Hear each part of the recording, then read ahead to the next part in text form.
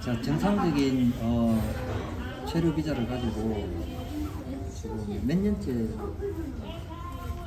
영업을 하고 있어요? 현재 지금 가게를 오픈한 연수는 횟수로 지금 8년째입니다. 8년째. 일본 오신 지는 몇 년? 지금 정확하게 20년 되었습니다. 20년이요? 그러면 학교부터 다녀가지고 졸업하시고 쭉 계신 거네요? 아니 저 같은 경우에는 이제 20년 전에는 처음에는 이제 일반 비자, 관광 비자로 관광 비자. 들어와서 이제 한번 좀 불법적이고 오버스테이. 예, 체류를 하다가 이제 네. 정식 비자를 받고 지금 생활한 지는 15년 되었습니다. 한 5년 정도 그 오버스테이로 계셨는데 오버스테이로 비자가 없이 생활하시던 때하고 비자를 받고 나서 생활하시던 때하고 완전 틀리죠. 그렇죠. 모든 환경 자체가 다 바뀌니까 비자가 있고 없고 그 차이는. 저도 뭐 외국 생활 좀 오래 되긴 했지만 그 해외 생활은 비자가 깡패라는 말이 있잖아요. 그렇죠. 비자가 있으면 뭘 해도 먹고 산다. 근데 지금 이제 제가 인터뷰를 하는 이유가 비자 관련해서 일본뿐만 아니라 해외에서도 조금 브로커 같은 짓을 하는 사람들이 되게 이제 문제가 돼가지고 이게 지금 조금 이슈가 되고 있어요. 그 부분에 대해서 정식으로 이제 비자를 받고 정상적인 사업 활동을 하고 계시는 분의 관점을 좀 듣고 싶어서 인터뷰를 하는 건데, 네. 자, 제가 이제 질문 몇 가지만 간단하게 드릴게요. 네. 정상적인 체류 비자 없이 그 경제 활동할 수 있는 비자 없이 그 외국에 나와서 투자를 한다. 그런 행위에 대해서 어떤 생각을 가지고 계신가요? 정상적인 자격 조건이 아니고 비자 상황이 아닌 상태에서 투자를 한다, 사업을 한다는 것은 제가 볼 때는 굉장히 무모한 행동이라고 생각을 합니다. 좀 미친 짓이죠. 그죠? 미친 짓이죠, 그렇죠? 그리고 또 이제 두 번째, 비자를 정상적인 방법이 아닌, 우리가 이제 비자를 받아보면 알겠지만, 비자는 영원한 게 아니지 않습니까? 영주권이 아닌 이상. 그렇죠. 갱신이라는 자체를 과정을 거쳐야 되는데, 처음 비자를 내면 1년 혹은 3년까지 비자가 주어지는데, 그 1년 혹은 3년 이후에는 갱신이라는 절차를 거치면서 최초 비자를 냈던 목적과 이유에 대해서 확인을 거치지 않습니까? 그러면 최초 가짜로 비자를 낼 수가 있지만 위조나 거짓말로 비자를 낼 수는 가능은 합니다. 그렇지만 그 이후에 갱신이라는 비자 갱신이라는 허가를 받기 위해서 그동안 내가 최초에 제출했던 거주 목적 이외에 거주고 살아왔을 때는 갱신 자체가 안 되지 않습니까? 그렇죠. 그러면 한국으로 돌아가야 되죠. 그렇죠. 그리고 다시 일본 비자나 그 해당 비자를 낼 수가 없죠. 그죠? 블랙리스트에 올라가가지고 가짜가 판명됐을 때. 네, 한번 비자를 이제 받고 뭐 세금 문제라든지 이제 그런 서류적인 부분에서 하자가 생겼을 때 다시 비자를 받는다는 건 시간도 많이 걸리고 뭐 최하 뭐 3년, 5년, 길게는 10년까지도 시간이 걸리는 경우가 특히 일본 비자 같은 경우에는 뭐 워낙 받기 힘든 비자국의 한 나라이기 때문에 네, 비자 부분이 굉장히 자, 그러면은 취업 비자로 나는 남의 회사에서 일을 하겠다라고 가짜로 취업 비자를 내고 네. 그 회사에 근무도 하지 않은 채 그 갑근세나 이렇게 월급 받았던 내용만 가짜로 꾸미고 세금만 내다 칩시다. 네. 그리고 자기 장사를 따로 가게를 열어서 한단 말이에요. 네. 그거는 엄청난 위험한 짓입니다. 그렇죠. 그거는 일반적으로는 상상을 할 수 없는 그렇죠. 사업이죠. 그게 만약에 통과가 돼서 3년 정도를 자기 가게를 열심히 일구어서 잘 됐다 칩시다. 네. 근데 취업 비자이기 때문에 자기 장사를 하지 못하는데 남의 명의로 장사를 해서 장사가 잘 됐을 때 네. 3년 뒤에 비자가 갱신이 안 됐을 경우에 그게 네. 들통이 나서 네. 그러면 3년 동안 쏟아부었던 자기 열정과 투자금 이게 한순간에 날아가는 일이 생길 수가 있겠죠, 그죠? 굉장히 위험하죠. 그죠? 그런데 그거를 조장하고 소개를 하고 아 괜찮다 다들 그렇게 한다라고 한마디로 브로커죠, 브로커. 네. 그렇게 하는 해외 사례도 해외 교민 사례도 되게 많습니다. 그 부분에 대해서는 그런 사람이 같은 동포 피 빨아먹고 그런 부분에 대해서는 한국인으로서 어떻게 생각하십니까? 일단 그런 쪽으로 이제 생각을 하고 접근을 하는 사람 자체를 끊어야죠. 조심해야 돼요. 예, 끊고 조심하고 그쪽 환경으로는 전혀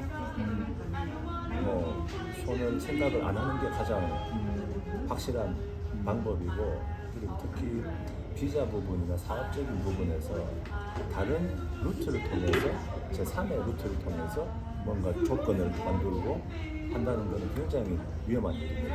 그렇죠. 특히 일본 같은 경우에는 워낙 합법적으로 사업을 해도 힘든 나라이기 때문에 뭐 특히 세금 문제가 가장 뭐 기비시하니까 예.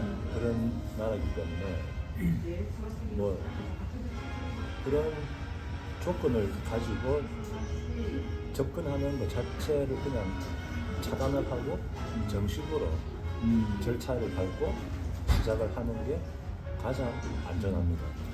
그 금방 말씀해 주셨듯이 비자는 첫 단추가 제일 중요하지 않습니까? 그래서 내가 아무리 나중에 정상적인 비자를 발급을 받으려고 해도 처음에 가짜로 속이고 혹은 위조나 이런 것을 해서 첫 단추가 비자가 잘못된 방법으로 받게 되면 그게 운이 좋아서 3년, 5년, 10년 지나서 다른 비자로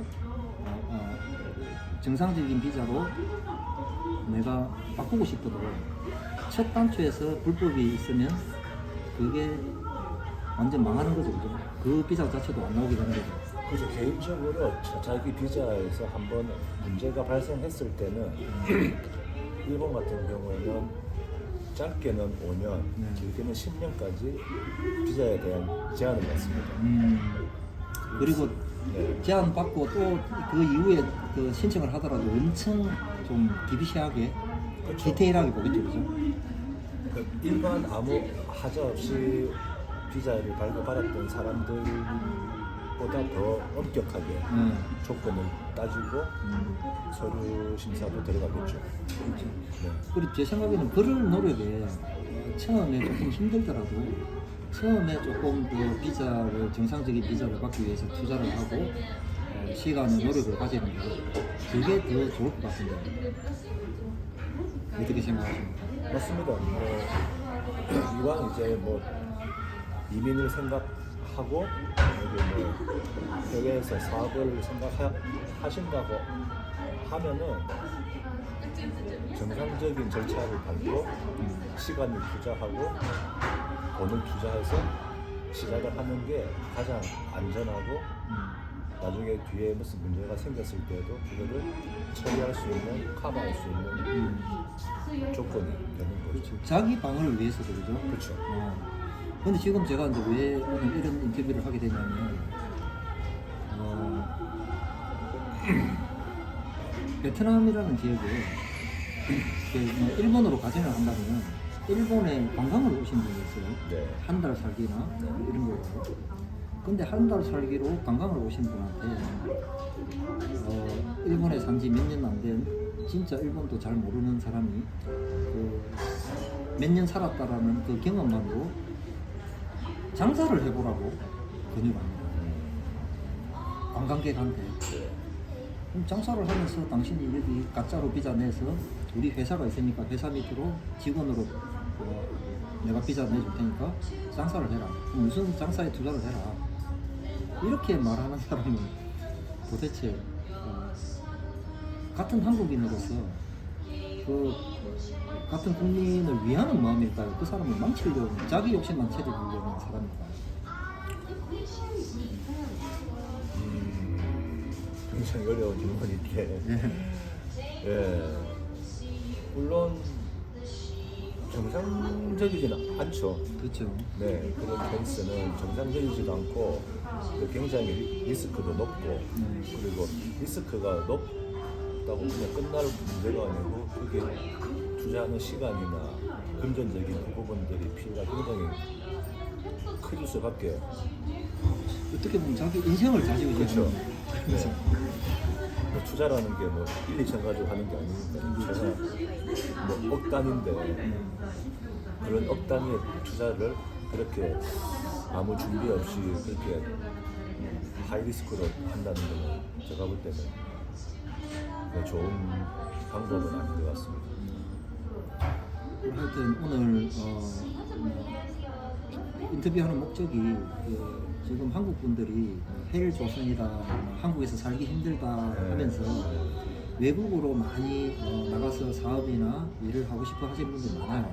근데 그런 분들이 솔직히 선진국, 미국이나 일본이나 유럽 같은 경우에는 사업 허가나 비자 내기가 되게 까다롭잖아요. 그래서 동남아나 이런 쪽으로 방향을 좀 설정을 해서 쉽게 생각하고 가시는 경우가 많습니다. 그래서 그런 분들을 또 애절한 마음을 가지신 그런 분들을 대상으로 브로커 짓을 하는 분들이 이제 생기기 시작했습니다. 그래서 이 경각심을 불러일으키기 위해서 이 인터뷰를 하는 건데, 일본이나 미국이나 동남아나 자국민을 보호하는 비자 시스템은 아무나 외국인 이래서 개나 소나 다 받을 수가 없잖아요. 범죄자가 올 수도 있고, 또 비자를 내준다는 거는 자기 나라 와서 정상적인 경제 활동을 해서 돈을 벌어서 세금을 내라. 그러면 환영할게, 받아줄게라는 그게 내가 볼 때는 비자 시스템이라고 생각을 해요. 조건이죠. 그렇죠. 자기 나라에 도움을 주니까 세금을 내니까. 근데 그런 거를 가짜로 대학 증명서 이런 거를 가짜로 만들어서 가짜로 비자를 낸다. 그러면 아무리 베트남이 아니라 북한도 그런 사람들을 내쫓고 싶겠죠. 그렇죠. 네. 그래서 외국에서 살아가고 이민자의 삶을 살고 싶어 하시는 분들은 베트남이라고 비자를 쉽다 이렇게 생각하지 마세요. 내가 볼 때는 베트남도 공산 사회주의 국가이기 때문에 비자가 힘듭니다. 그러니까 브로커들 제발 조심하시고 정상적으로 처음에 힘들지만 한번 정상적으로 받고 나면 그 다음부터 너무 쉬우니까 처음 첫 단추를 잘 끼우는 그런 이민의 시작 되기를 바랍니다. 오늘 인터뷰 감사드립니다. 네, 감사합니다. 네.